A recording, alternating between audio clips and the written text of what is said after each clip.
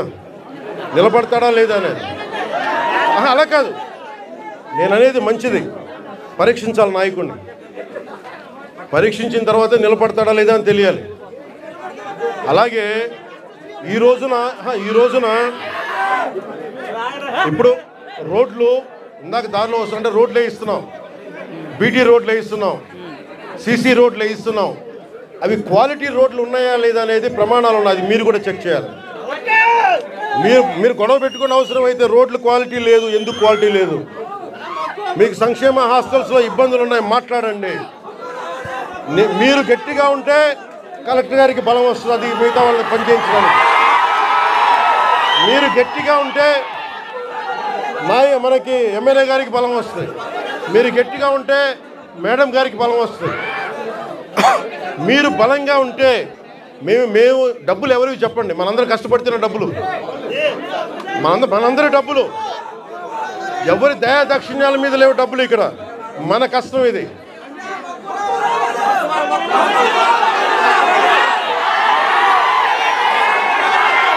అందుకని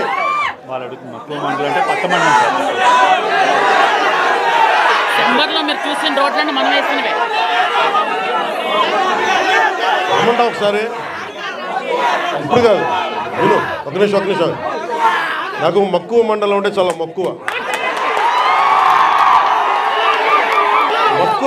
మక్కువ మండలం కాదు, అన్ని మండలాలు తిరుగుతాయి. ఒక రోజులో అన్ని సాధ్యం కాదు కాబట్టి మీరు నాకు వదలండి. ఆ రోజు మా జయకృష్ణ గారి కోసం వచ్చినప్పుడు మొత్తం వచ్చారు కదా, నేను మర్చిపోతాను ఆ రోజున.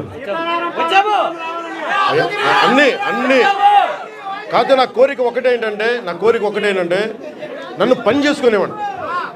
మీరు నా మీద పడిపోతే రోడ్డు వేసారని ఇందాక అడుగుతా ఉన్నా, రోడ్డు వేద్దామంటే కనిపించలేరు. మీ అందరూ దండం పెడతాను బాబు, నాకు రోడ్డు చూడండి ఇవ్వండి అని. ఓజీ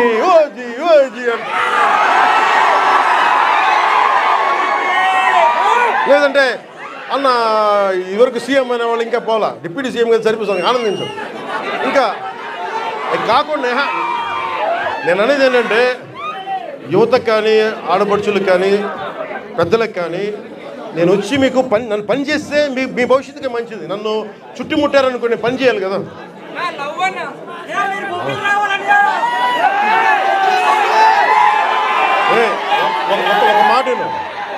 ఒక మాటేనండి. ఉత్తరాంధ్రలో మీరు తెలుగు నేర్పించిన నేల ఇది, వాడుక భాష నేర్పించిన నేల ఇది, తిరుగుబాటు అంటే నేర్పించిన నేల ఇది. అంటే మనల్ని ఎవరన్నా దోపిడీ చేస్తుంటే ఎదురు తిరిగే నేల ఇది. మీరు ఈరోజు ఏమైపోయారంటే మీరు సినిమాల మోజులో పడిపోయి మీరు పోస్టర్లు పెట్టి ఓజీ లేదంటే మిగతా హీరోలకి జైజీలు కొట్టి ఇవన్నీ కొట్టండి. కానీ మీరు కనుక మీ జీవితం మీద బాధ్యత తీసుకోకపోతే ముందుకెళ్ళారు. మీరు మాట్లాడితే అన్న మీసం తిప్పు అంట. నేను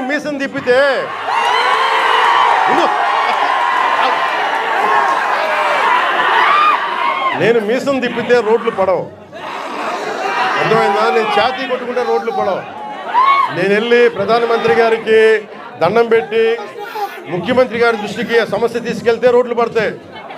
అందుకని మీసాలు తిప్పడాలు, ఛాతీలు కొట్టుకోవడాలు నా చేతగా పని చేయడం తెలుసు. ఇచ్చిన ప్రతి హామీని కూడా తుంగలేకి తొక్కుతూ ఏమాత్రం కూడా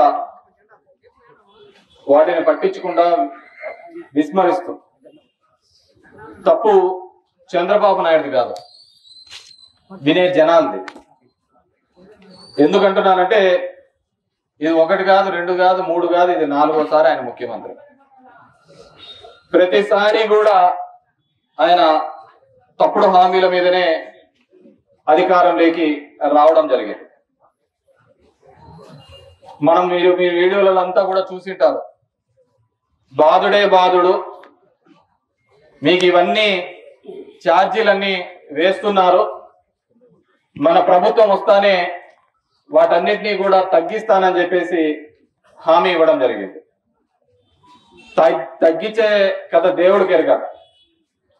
15,000 కోట్ల రూపాయలకు సంబంధించి ఈ రోజు మన మీదే మళ్ళీ భారం పడుతుంది. గతంలో ఇదే విధంగా 14 నుంచి 19 పద్ధతిలో ఉన్నప్పుడు చంద్రబాబు నాయుడు ఉన్నప్పుడు కూడా ఇదే విధంగా విద్యుత్ అంతా కూడా భారం మన మీద కూడా వేయడం జరిగింది. చాలా మందికి తెలుసు, అప్పుడు సర్పంచులు కానీ మున్సిపాలిటీలో ఉన్న వాళ్ళందరికీ కూడా ఆ కరెంటు అంతా కట్టడం కానీ 15th ఫైనాన్స్ డబ్బులంతా దానిలోకే పంపించేవాళ్ళం.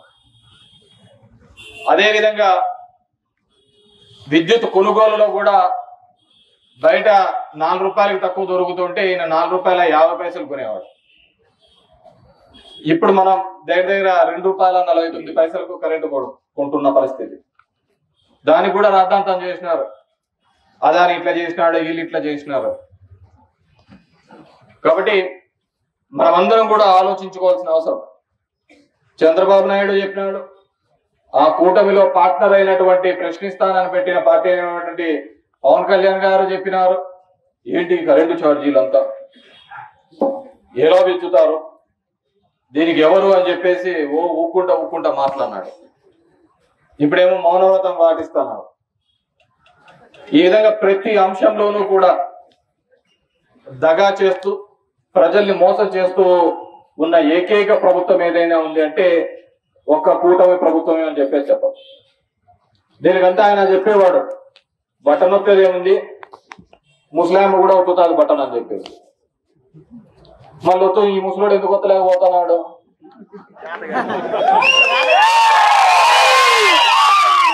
అప్పుడు ఒత్తడానికి ముస్లాం కూడా ఒత్తుతాది, బటన్ ఒత్తడం పెద్ద కష్టమైన పనేం కాదు, అది ఏ ముస్లాం అయినా ఒత్తుతాది.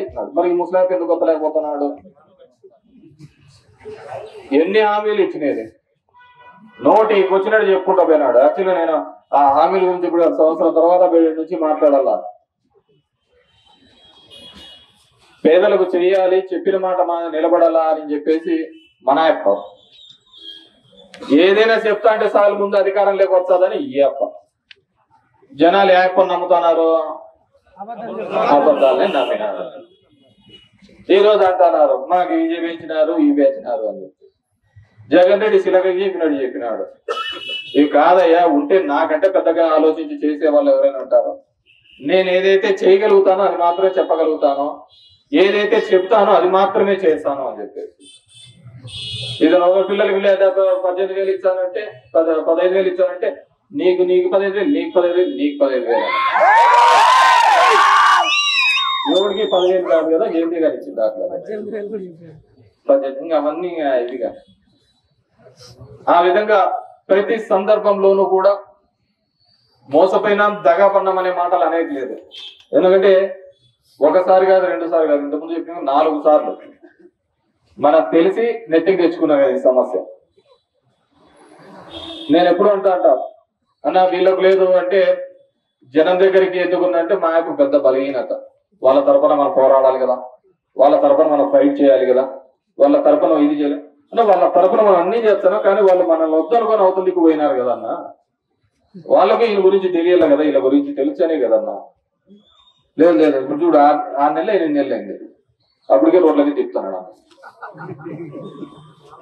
అప్పుడు అధికారంలో ఎప్పుడు అందరినీ ఇంటింటికి పంపించా.